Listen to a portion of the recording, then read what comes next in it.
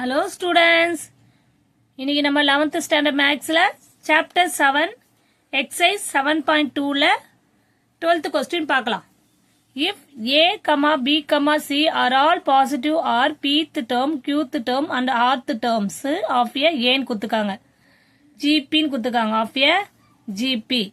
So that log A, determine log A P1, log B Q1, log C R1 equal to 0 குத்துக்காங்க.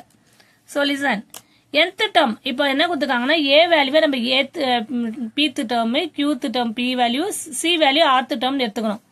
ஓகேவா? c value rth term எடுத்துக்கணும். இப்போ nth term of gp ன்னு ஒரு formula தெரியும் நம்மளுக்கு.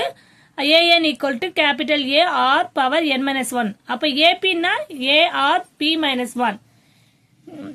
aq னா r q minus 1. AR னா capital A R R minus 1. இதெல்லாம் வந்து A, B, C ன்னு எடுத்துக்கலாம். இதுவே தான். இப்போ A இருக்கத்துல log, A இருக்கத்துல இந்த A R P minus 1. B இருக்கத்துல Q minus 1. C இருக்கத்துல R minus 1. ஆனா column 2, column 3 எந்த changes இல்ல, அது அப்படியே எழுத வேண்டியதா. உனக்கு ஆல்ரெடி தெரியும் log A, log B அப்படி இருந்துன்னா log A plus B ன்னு போடலாம். அப்போ இங்க log A, log B value எடுத்துக்கனா அது ரெண்டு வேல்யூ ஆகுறனால அதை பிளஸ் பண்ணலாம். log A plus log R power P minus 1, அதே மாதிரி log A plus log R power Q minus 1, log A plus log R minus 1. ஆனா இந்த column 2, column 3 எந்த சேஞ்சஸ் இல்லமா. இப்போ இதை தனித்தனியா பிரிச்சுக்கலாம். நம்ம டெல்டா 1, டெல்டா 2 பிரிச்சுக்கலாம். எப்படின்னா log A P1, log A Q1, log A R1 இது ஒரு டெல்டா 1 வேல்யூவா determine எடுத்துப்போம். டெல்டா 2 determine 2 வேல்யூ எடுத்துப்போம். அது வந்து log R P minus 1, log R Q minus 1, log R R minus 1. இந்த column 2, column 3 அதே தான் போட்டிருக்கோம். இப்போ டெல்டா 1 எடுத்து நம்ம சிம்பிளிஃபை பண்ணுவோம். ஃபர்ஸ்ட் டெல்டா 1 log A வந்து 1P. log A இதுல இருந்து log A காமன் எடுத்துட்டா 1 1 1 ஆயிடும்.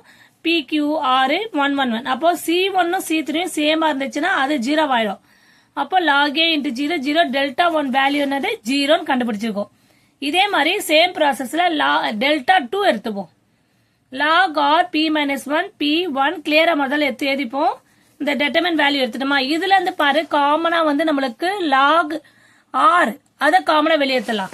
காமனா log R வெளியே காமனா எடுத்துட்டோம்னா P minus 1 P1, Q minus 1 Q1, R minus 1 R1 னுக்கு.